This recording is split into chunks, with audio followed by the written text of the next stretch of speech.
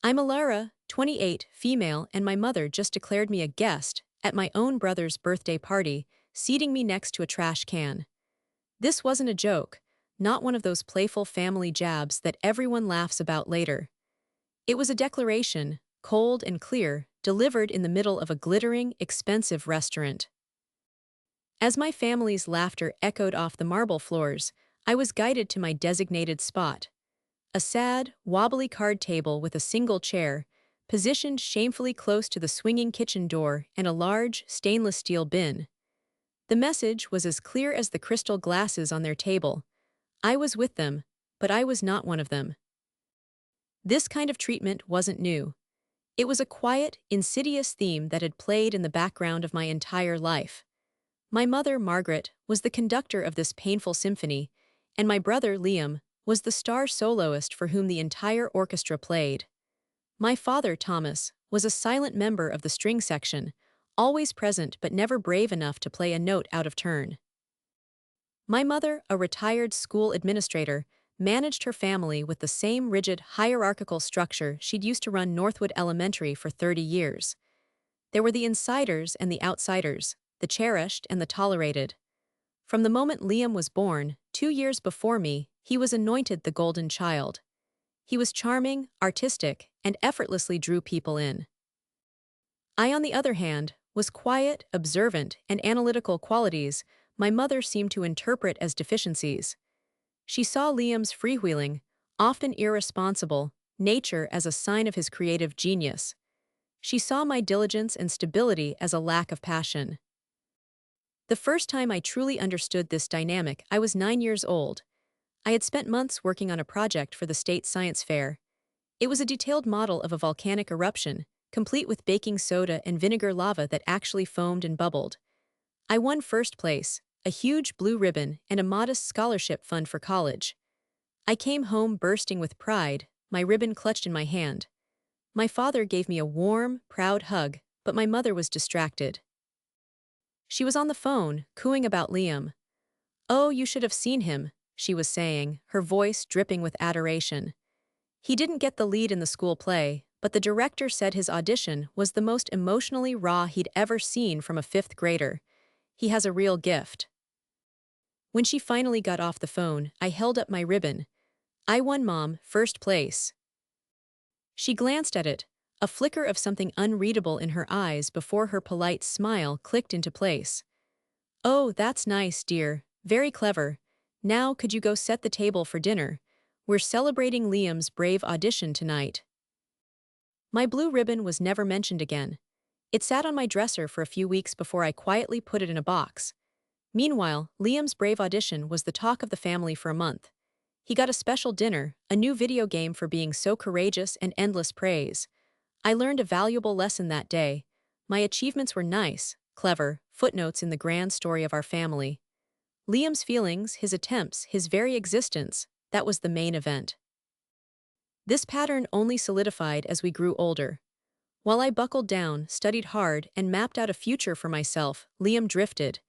He picked up and dropped hobbies with dazzling speed: photography, sculpting, screenwriting, and finally, music. My mother, and by extension, the rest of the family, funded every new whim. They saw it as investing in his artistic soul. When I graduated from university with a degree in statistics and landed a promising job as a data analyst, my mother's reaction was lukewarm. "Well, I suppose that's practical," she'd said during a family dinner. "It's good to have a steady job. Your brother, on the other hand, is building a career on pure talent. It's so much harder, you know. He needs our support."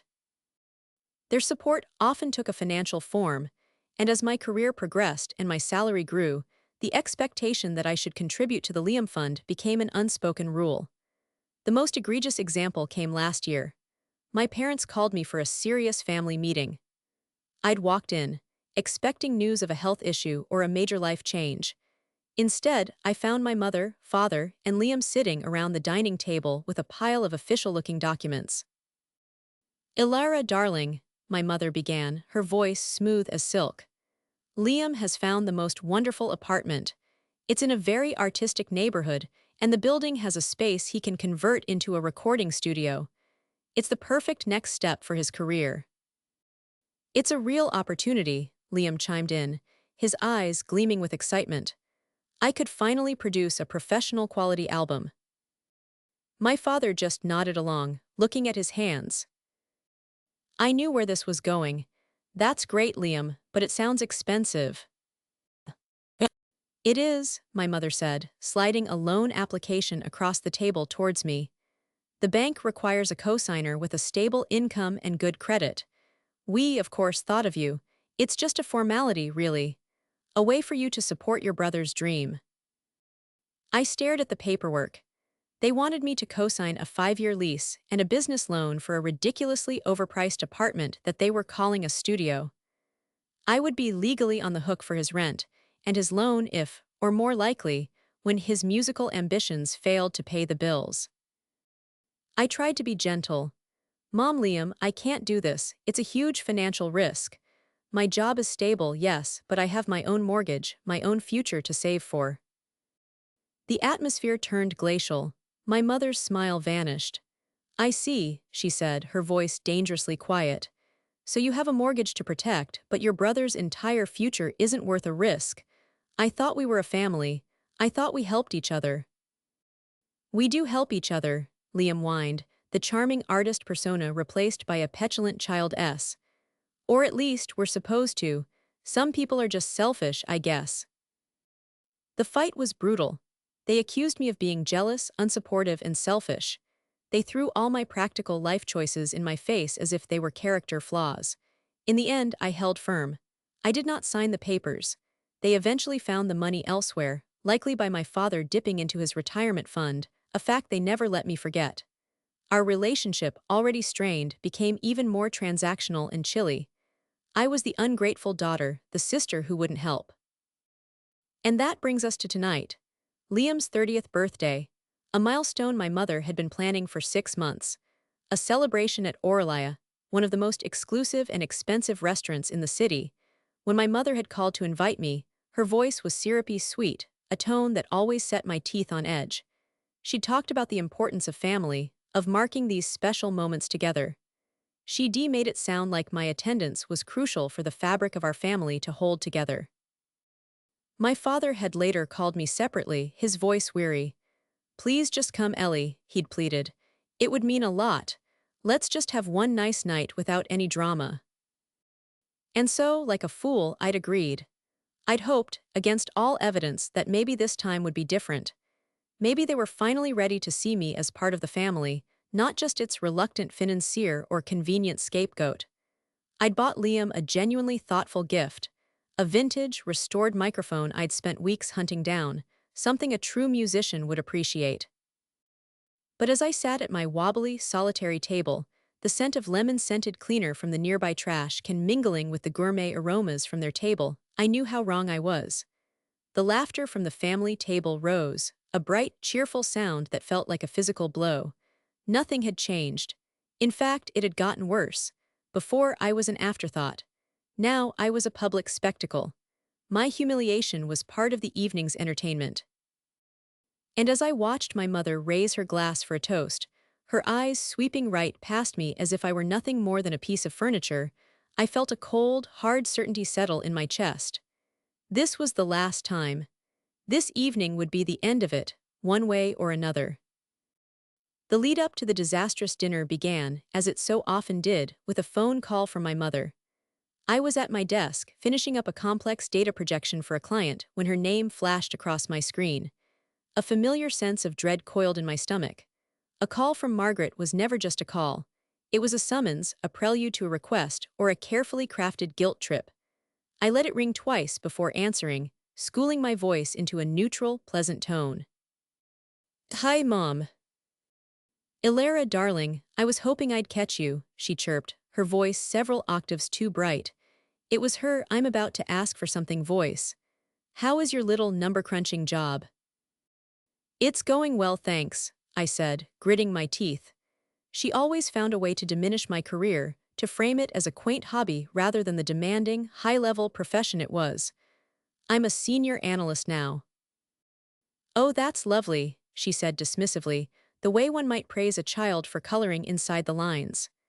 Listen, the reason I'm calling is about Liam's birthday. It's the big 3-0, you know, a real milestone. I know, Mom, it's on my calendar. Good, well, I've planned something truly special. We're going to Oralia. It's that new place downtown. Apparently the chef is a genius. It's what Liam deserves. Only the best for my boy. Her voice was filled with a reverence she usually reserved for Liam's most mediocre accomplishments. The reservation is for next Saturday at 7. I need a final head count. I hesitated, 1,000 excuses swirling in my mind. A work deadline, a friend in town, a sudden, unshakable desire to repaint my entire apartment. Going to a family event, especially one centered on Liam, felt like willingly walking into a field of emotional landmines. The fight over the apartment loan was still a raw wound, and the tension had been thick at every holiday and brief family gathering since. I don't know, Mom, I started cautiously. Things are really busy at work and… Her voice instantly lost its warmth, replaced by a cold, sharp edge. Alara, this is not a casual get-together. This is your brother's 30th birthday. It is very important that the whole family is there to support him. He's been feeling a bit down about his career lately, and he needs to see that we are all behind him, united. The implication was clear. If I didn't show up, I would be personally responsible for Liam's fragile emotional state. I would be the one breaking the united family front. It was a classic Margaret maneuver, framing her desires as someone else's needs and positioning me as the callous obstacle. It's just, things have been a little tense between us, I said, trying to appeal to a sense of reason that I knew she didn't possess. Tense, she scoffed, a short, sharp, humorless sound. Things are only tense because you make them tense, Alara. Your brother and I were just talking the other day about how you've grown so distant. It's like you think you're too good for us now, with your important job and your mortgage. The injustice of it stung. I was distant because they pushed me away. I was quiet because they never listened. That's not true, and you know it. All I know is that a daughter who loves her family would make an effort for her brother's milestone birthday. I've already told everyone you're coming. It would be incredibly embarrassing for me, and hurtful for Liam, if you backed out now. Checkmate, she had preemptively trapped me. Backing out now wouldn't just be declining an invitation, it would be a public act of rebellion, and I would be painted as the villain who ruined the party. I sighed, the fight draining out of me. It was easier in the short term to just give in. Okay, Mom, I'll be there. Wonderful, the warmth flooded back into her voice, as if the last 2 minutes of emotional manipulation had never happened. Oh, Liam will be so thrilled. We're something nice, darling. It's a very upscale place. She hung up before I could reply. I leaned back in my chair, my head throbbing. I felt like I'd just run a marathon. That was the exhaustion of dealing with my mother. It was a constant, draining performance. An hour later, my father called. His calls were the opposite of my mother's. They were quiet, hesitant, and usually apologetic. Ellie, he said, his voice soft. Ellie was the name he used when he was trying to be gentle, a relic from a childhood I barely remembered as happy. Hi, Dad. I heard you spoke with your mother about the party. I did, I told her I'm coming. He let out a long, weary sigh, a sound I knew so well. It was the sound of a man who had been surrendering for 35 years. Good, that's good. Thank you, Ellie. It makes things easier. Easier for who, Dad? The question slipped out, sharper than I intended. He was silent for a moment. For everyone, he said, though we both knew he meant easier for me because I don't have to deal with your mother's wrath. He continued, his voice pleading. Let's just try to have a nice night, okay? For Liam, no arguments. Can we just keep the peace? Keep the peace was the unofficial motto of the Thomas branch of the family. It was a peace kept at my expense, a quiet built on the foundation of my silence. He wasn't asking for harmony, he was asking for my complicity. He saw the dynamic. He knew it was unfair. I saw it in his eyes every time my mother praised Liam for breathing while ignoring a major accomplishment of mine. He saw it, but he would never, ever challenge it. His fear of my mother's temper was greater than his courage to stand up for his daughter. "I will be on my best behavior, Dad," I said, my voice flat. "I always am." "That's my girl," he said, with a forced cheerfulness that didn't reach his eyes. After the call, I felt a familiar wave of resignation wash over me. I would go. I would wear a nice dress. I would bring a thoughtful, expensive gift to prove I was making an effort. I would smile and be polite and pretend I didn't notice the subtle and not-so-subtle ways they treated me differently. I would do it to keep the peace. And maybe, a tiny, naive part of my brain whispered, this time would be different. Maybe celebrating such a big milestone would bring out the best in them. Maybe they'd finally see me as Alara, their daughter and sister, not just a problem to be managed or a resource to be tapped. It was a fragile, foolish hope, but it was the only thing that could get me through the door of that restaurant. The week lead. Ing up to the party was filled with a low-grade anxiety. I found myself distracted at work, running scenarios in my head, rehearsing neutral phrases and polite smiles. I spent far too much time selecting an outfit, finally settling on a tasteful, elegant navy blue dress. It was expensive but understated, the kind of dress that said I respect the occasion without screaming look at me. I wanted to be impeccable, to give them no ammunition, no reason to find fault. The gift was my secret weapon, my offering of peace. The vintage microphone I'd found for Liam wasn't just expensive, it was thoughtful. It was a Shure Model 55, the classic Elvis mic, fully restored by a specialist. It showed that I listened, that I paid attention to his supposed passion, that I saw him as a real musician. I carefully wrapped it in silver paper and tied it with a blue ribbon. On Saturday evening, I drove downtown, the gift box sitting on the passenger seat like a silent prayer. Orlia was even more opulent than I'd imagined. A valet whisked my car away, and I stepped through grand double doors into a lobby of marble and gold. The low hum of quiet conversation and the clinking of glasses filled the air. A hostess with a warm smile greeted me. "Good evening, welcome to Orlia." "I'm here for a private party," I said. "The name is Margaret." Her smile didn't falter. "Of course. The Margaret party is in our main dining room, the large table by the terrace. Right this way." She led me through the restaurant, a sprawling space with soaring ceilings and glittering chandeliers. In the center of it all, I saw them. A long, beautifully set table was filled with my family. My mother, Margaret, sat at the head, beaming like a queen holding court. Liam was beside her, basking in the glow of her attention. My father, my Aunt Carol, my Uncle Robert, my two cousins, they were all there, laughing, talking, their faces animated and joyful. A wave of relief washed over me.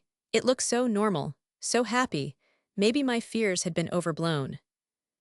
I approached the table, a genuine smile on my face. "Hi, everyone." The conversation stuttered to a halt. All eyes turned to me. For a split second, there was just silence. Liam gave me a lazy, indifferent wave. My father offered a tight, nervous smile. It was my mother who spoke first, her voice carrying across the table, clear and sharp. "Ilara, you're here." It wasn't a welcome, it was an observation. She looked me up and down, her eyes lingering for a moment on my dress. "Of course, happy birthday, Liam," I said, holding out the gift. He took it without much interest, placing it on the floor beside his chair. "Oh, thanks." I moved towards the one empty chair at the table, nestled between my father and my cousin. It had a place setting, a wine glass, a folded napkin. It was clearly meant for me. But as I went to pull it out, my mother held up a hand, stopping me in my tracks. "Oh no, sweetheart," she said, her voice syrupy sweet, yet loud enough for the entire table, and the tables nearby to hear clearly. Her smile was wide and brilliant and utterly devoid of warmth. She pointed a perfectly manicured finger towards a dark corner of the restaurant, near the bustling kitchen entrance. "Guests sit over there. This table's for family." I followed her finger. My mind struggled to process what I was seeing. Tucked away against the wall was a small, square card table, the kind you'd find in a church basement.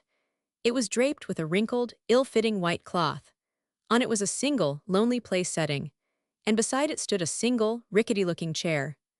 The table's unfortunate location placed it directly adjacent to a large, gleaming silver trash can that the busboys were using as they cleared other tables. I turned back to my mother, my mouth half open, certain I had misunderstood. This had to be a joke, a strange, cruel, terrible joke. But then my cousin Mark snickered. A low chuckle rippled through the rest of the family. Liam smirked, looking down at his plate, thoroughly entertained. My Aunt Carol covered her mouth with her hand, but her shoulders were shaking with suppressed laughter. My eyes darted to my father. He was the only one not laughing. He stared at his water glass, his face a mask of misery and shame. He wouldn't look at me. He just sat there, silent and complicit, a statue of a father. The hostess who had led me in now hovered nearby, her professional smile frozen on her face, her eyes wide with confusion and pity. A waiter, holding a tray, stopped and stared. The sound of the restaurant seemed to fade away, replaced by the rushing in my ears. The humiliation was a physical thing, a hot, searing wave that washed over me, leaving goosebumps in its wake. My mother was still smiling at me, an expectant, triumphant look in her eyes. She was waiting for me to react, to argue, to make a scene. She was daring me to challenge her in front of everyone, and in that moment I knew. That was a game I couldn't win. Arguing would only make me look hysterical, cementing the narrative she'd created for me. So I did the only thing I could. I swallowed the lump in my throat, composed my features into a mask of calm indifference, and gave her a small, tight nod. "Okay," I said, my voice surprisingly steady. I turned away from the warm, bright light of the family table and walked the long, lonely 10 yards to my designated spot. The wobbly chair scraped against the floor as I pulled it out. I sat down, my back to my family, facing the wall and the trash can. I smoothed my beautiful navy dress over my knees and placed my purse on the floor. I could feel every eye in the restaurant on me. I could feel their pity, their curiosity, their judgment. But most of all, I could feel the triumphant gaze of my mother on my back. She had done it. She had finally found a way to physically manifest the emotional distance she had enforced for my entire life. She had drawn a line in the marble floor of this magnificent restaurant, and she had placed me, definitively, on the other side. Sitting at the wobbly table felt like being on a strange, deserted island. The bustling restaurant was the sea around me, and the happy chatter of the family table was a distant shore I wasn't allowed to visit. My world had shrunk to a 2-by-2-foot square of wrinkled linen, a single fork, and the occasional, jarring clang of a waiter scraping a plate into the trash can beside me. I refused to give them the satisfaction of seeing me cry. I took a deep breath, focusing on the simple act of unfolding my napkin and placing it in my lap. I pulled out my phone, a gesture I hoped looked casual, bored even. I opened my email, my social media, anything to create a barrier, a shield of digital preoccupation. The screen's blue light felt like a small, private campfire in the vast darkness of my isolation. A young waiter, no older than 20, approached my table with a pained expression. He looked from me to the main table and back again, his brow furrowed in confusion. "Ma'am, can I get you something to drink?" he stammered. "I'll just have a sparkling water with lime, please," I said, my voice calm and even. It was an out-of-body experience. I was observing myself play the part of an unbothered woman, while inside, my heart felt like it was splintering. He scurried away, and I could feel the weight of my family's presence behind me. I didn't have to see them to know what was happening. I could hear their laughter, loud and unrestrained. I heard my mother's voice, telling a long, animated story. I heard Liam's deeper laugh, the sound that had always signaled my own exclusion. I heard my Aunt Carol ask my father a question, and his mumbled, one-word reply. He was still refusing to participate, but his silence was a form of participation, a vote for the status quo. The waiter brought my water, placing it carefully on the table as if it might collapse. The kitchen sends its compliments," he mumbled, setting down a tiny amuse-bouche, a single scallop on a dollop of puree. It was a gesture of pity, a small act of kindness from a stranger that felt more genuine than anything I'd received from my own family in years. "Thank you," I said, giving him a small, grateful smile. "That's very kind." As the evening wore on, the absurdity of the situation became sharper. The family table was served a multi-course tasting menu. I could smell the seared steak, the truffle-infused pasta, the delicate, herby aroma of roasted fish. Waiters swarmed their table, refilling wine glasses, presenting dishes with flourish and detailed explanations. For me, the young, sympathetic waiter would periodically appear and ask, "Would you like to order something, ma'am?" The first time, I just shook my head. But as the hours passed, hunger began to gnaw at me. The final humiliation would be to starve while they feasted. On his third visit, I looked at the menu he offered. "I'll just have the house salad, please," I said. It was the simplest, least expensive thing I could find. While I picked at my lettuce and cherry tomatoes, I overheard snippets of their conversation drifting over. "And the gallery owner said Liam's new song has haunting, ethereal quality." That was my mother, her voice swelling with pride. "So we're thinking of renting a villa in Tuscany for 2 weeks in September," my Aunt Carol said. "All of us. It would be a proper family holiday." I noted the phrase, "all of us," and knew with absolute certainty that it did not include me. "Just needs a little more funding to get the final mix right," Liam was explaining, likely laying the groundwork for his next financial request. Each phrase was a small paper cut. They weren't just excluding me physically, they were actively erasing me from their shared life, their future plans, their very definition of family. As I sat there, a thought began to form, hard and clear as a dynamo. "Indy, they called me a guest. Fine, guests have no obligations. Guests are not responsible for their hosts." The idea was a seed, and with every passing minute of disrespect, it began to sprout. I thought about all the other times I had been the designated emotional and financial shock absorber. The time I paid for the emergency plumber at my parents' house on Christmas Eve because Liam had borrowed their emergency cash and forgotten to pay it back. The time I spent my entire bonus on plane tickets for my parents to visit a sick relative because they'd already given Liam money for a songwriting retreat in the mountains. All the birthdays, holidays, and anniversaries where my thoughtful, carefully chosen gifts were met with polite indifference, while Liam's hastily bought, generic offerings were hailed as treasures. I had always paid. I had always smoothed things over. I had always absorbed the cost, financial, emotional, social, of keeping the peace. I had done it out of a misguided sense of duty, out of a desperate, childish hope that one day they would turn to me and say, "Thank you, Alara, we see you, we love you." Sitting there beside the trash can with the taste of plain lettuce in my mouth, I finally understood. That day would never come. They didn't see me as a daughter or a sister. They saw me as a utility, a resource, a safety net with a bank account. And tonight, by casting me out so publicly, they had made the biggest mistake of their lives. They had cut the net. I was no longer there to catch them. I was just a guest. And a guest, I thought with a strange, new sense of calm, is free to leave at any time. The main course at the family table concluded with a fresh round of applause, presumably for the food itself. I had finished my sad little salad long ago and was now just nursing my second glass of sparkling water, the bubbles a faint fizz against my tongue. The sympathetic waiter had stopped trying to offer me more food, instead just refilling my water with a quiet, apologetic air. He and I had developed a silent understanding. We were the only two people in the room who seemed to grasp the profound ugliness of the situation. Then came the grand finale of the celebration, the cake.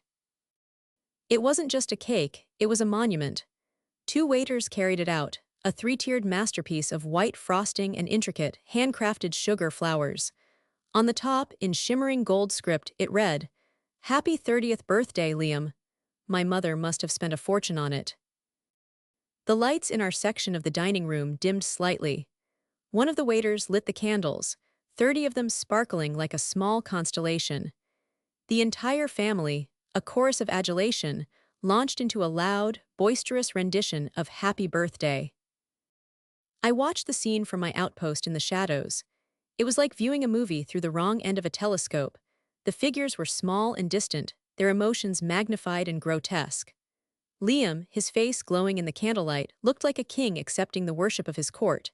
He leaned forward, took a dramatic breath, and blew out all the candles in one go. The family erupted in cheers and applause. My mother clapped the loudest, her eyes shining with tears of maternal pride.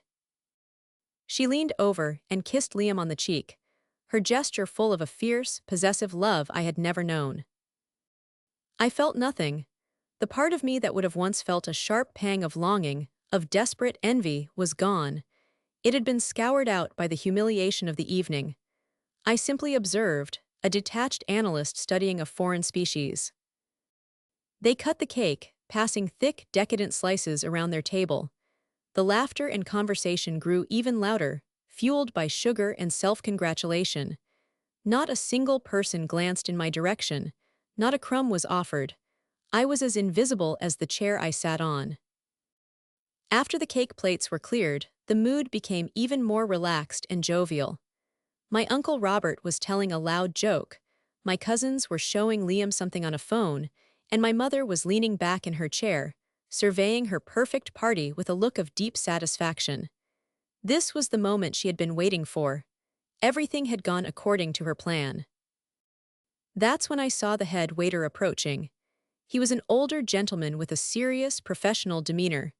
He held a black leather bill folder, the kind that signals the end of an evening. But he wasn't walking towards the head of the family table, where my mother or father sat.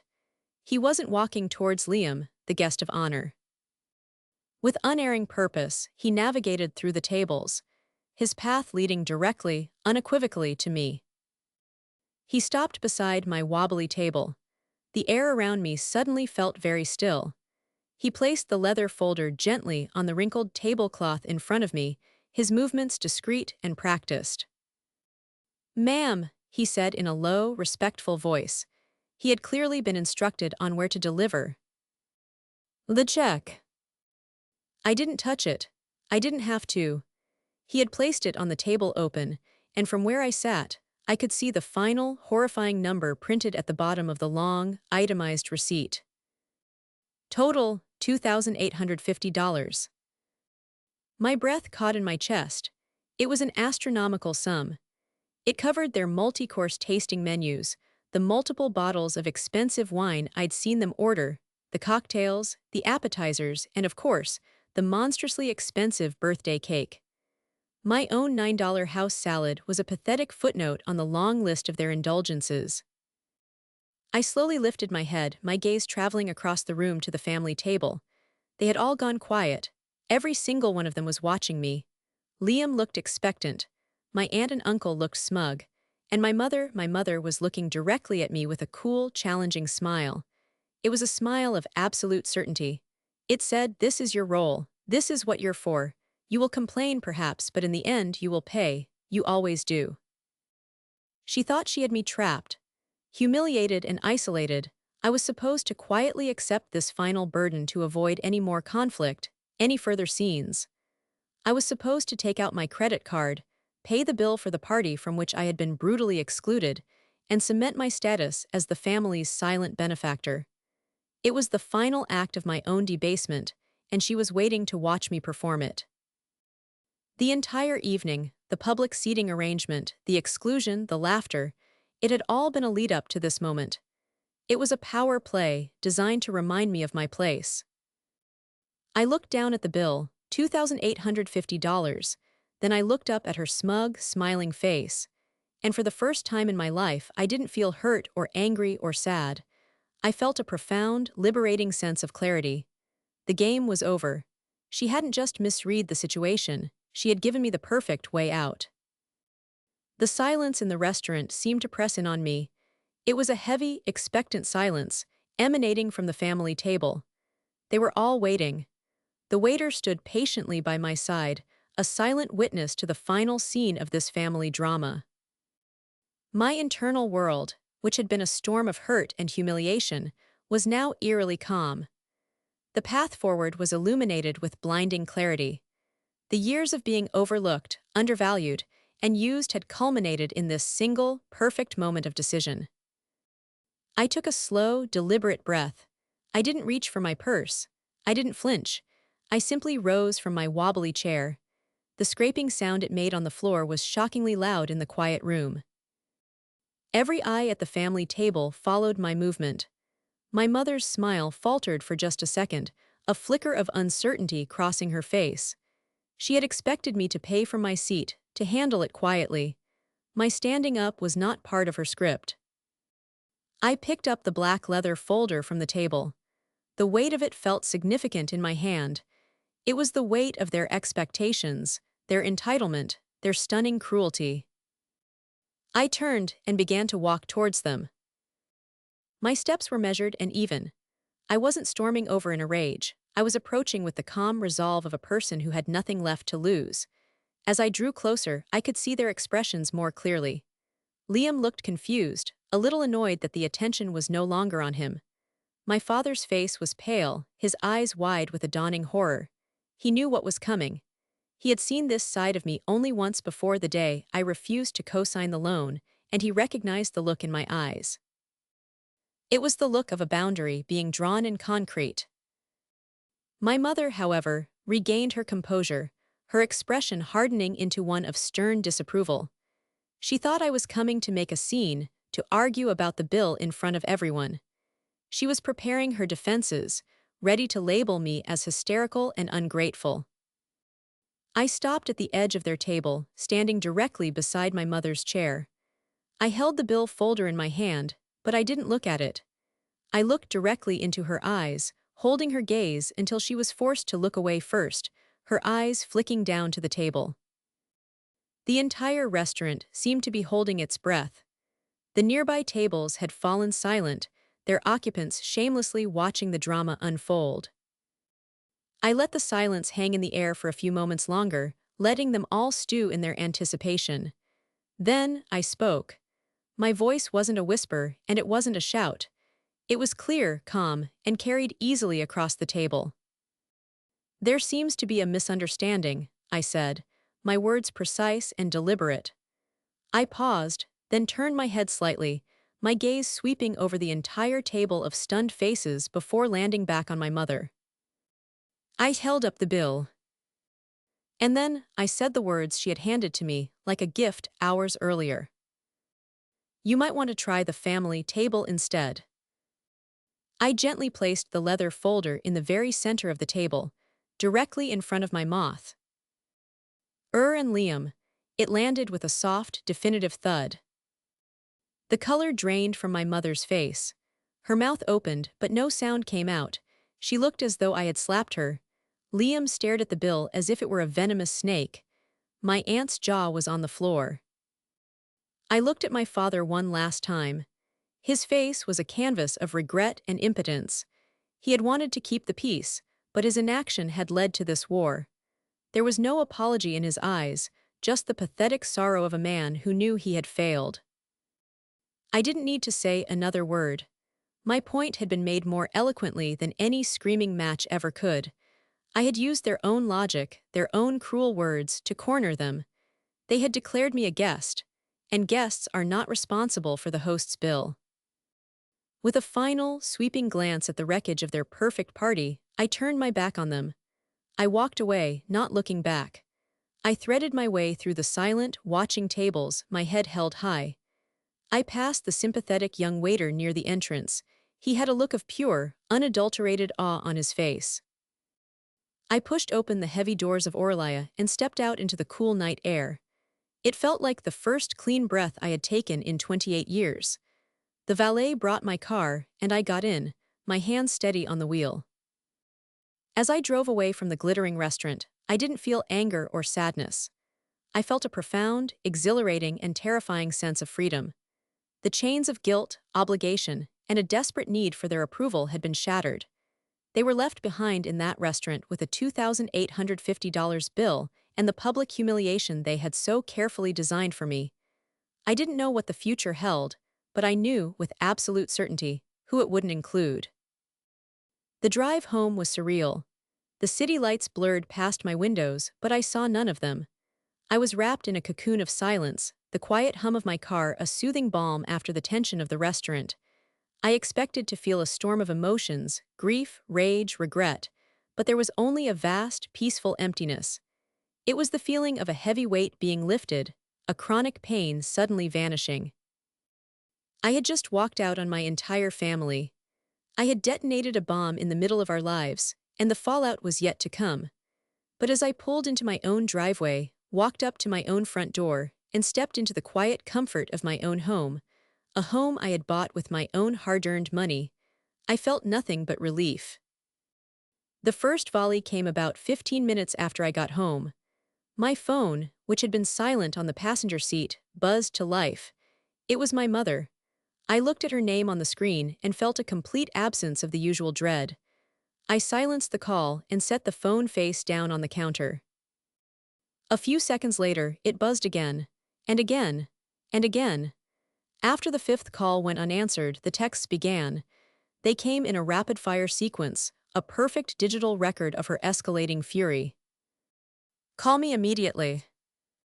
What do you think you are doing? You embarrassed me. You embarrassed this entire family. Liam is devastated. You have ruined his birthday. Who do you think paid that bill? Your father had to put it on his credit card. After everything we've done for you. You are an ungrateful, selfish child. I don't know what I did to deserve a daughter like you." I read them all with a strange detachment, as if they were about someone else. The words that once would have wounded me now seemed hollow and pathetic. She wasn't angry because I had hurt her feelings. She was furious because I had defied her control. Next came the call from my father. I almost answered it, a flicker of old habit, but I stopped myself. I knew what he would say. He would be apologetic but weak, begging me to be the bigger person, to call my mother and smooth things over, to apologize for the mess he had failed to prevent. I couldn't hear that again. I silenced his call, too. Then, inevitably, a text from Liam. "Wow, just wow. Thanks for ruining my 30th birthday, hope you're happy."